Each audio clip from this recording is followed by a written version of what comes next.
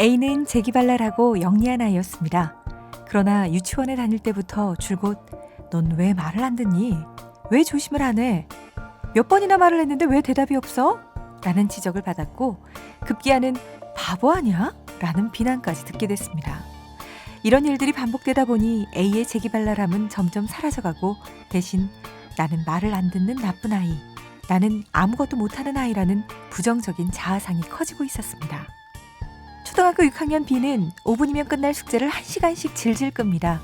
방에서 뭐하고 있나 들어가 보면 의자나 돌리면서 주위에 이것저것을 만지작거리며 빈둥거리고 있죠. 엄마가 화가 나서 소리치면 그제야 허겁지겁 숙제를 시작합니다. 이런 일이 한두 번도 아니고 막상 숙제를 다 했다고 해서 보면 정말 가관이 아닙니다. 글씨는 날아가고 빠뜨리고 간단한 계산도 다 틀리고 이제 곧 중학생이 될 텐데 엄마는 이런저런 걱정과 동시에 정말 인내심의 한계를 느낍니다. 혹시 여러분의 아이도 이런가요? 사실 저는 그런 아이를 키우고 있습니다. 너무나 예쁘고 사랑스럽다가도 자기 일에 집중 못하고 사사건건 어른들 말에 끼어들어 대화의 맥을 끊어놓는다거나 숙제한다고 앉았다가도 물을 먹는다는 둥, 화장실에 간다는 둥, 뭐가 필요하다는 둥 엉덩이를 붙이고 있지를 못하니 정말 화를 안 낼래야 안 낼 수 없는 상황이 만들어지곤 합니다. 그런데 아이의 이런 충동성이나 산만함은 전두엽이라는 뇌 영역과 관련이 있다고 해요. 산만하고 집중을 못하는 것은 생물학적 원인에 의한 것이란 겁니다.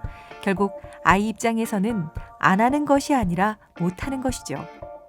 이렇다 보니 사실 가장 속상하고 힘든 건 아이 자신입니다.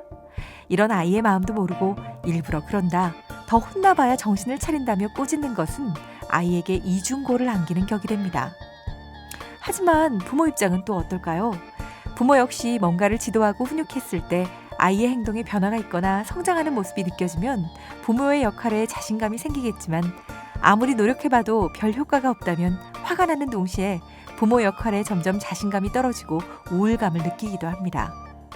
혹시 지금 여러분의 마음이 이렇다면 이 책 한번 읽어보실래요? 산만한 아이 공부 처방전입니다.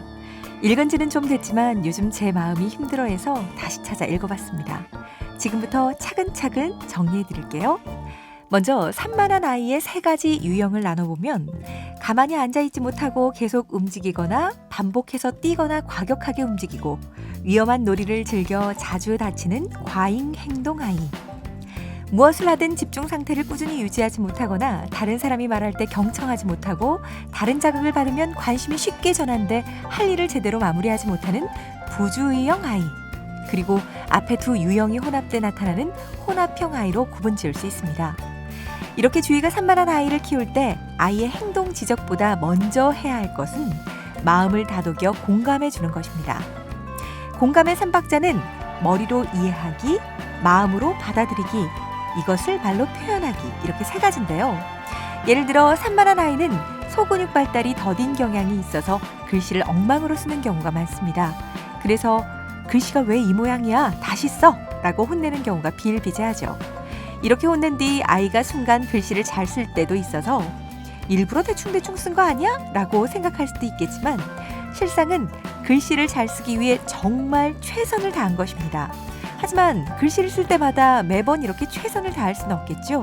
이럴 때 공감의 3박자를 사용해보세요. 먼저 머리로 이해하기는 소근육이 아직 충분히 발달하지 않아서 힘을 많이 주다 보니 글씨 쓰기가 많이 힘들었겠네. 그래서 대충 썼던 거구나. 다음 마음으로 받아들이기. 나보고 왼손으로 계속 글씨 쓰라고 하는 것과 같았네. 힘들었겠다. 마지막으로 말로 표현하기. 잘 쓰고 싶었을 텐데 손이 많이 아팠구나. 글씨를 알아볼 수가 없어서 엄마가 다시 쓰라고 한 건데 그게 싫었구나. 그래서 화가 난 거고. 특히 마지막 말로 표현하기에서는 아이의 행동과 감정, 생각과 감정을 잘 연결해서 아이의 상황을 있는 그대로 말로 표현해 주어야 합니다.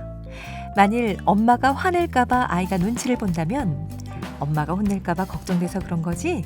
라고 그 상황을 말로 적절히 표현해주면 됩니다. 이런 공감 과정이 있어야 문제를 해결해 나갈 수 있게 됩니다.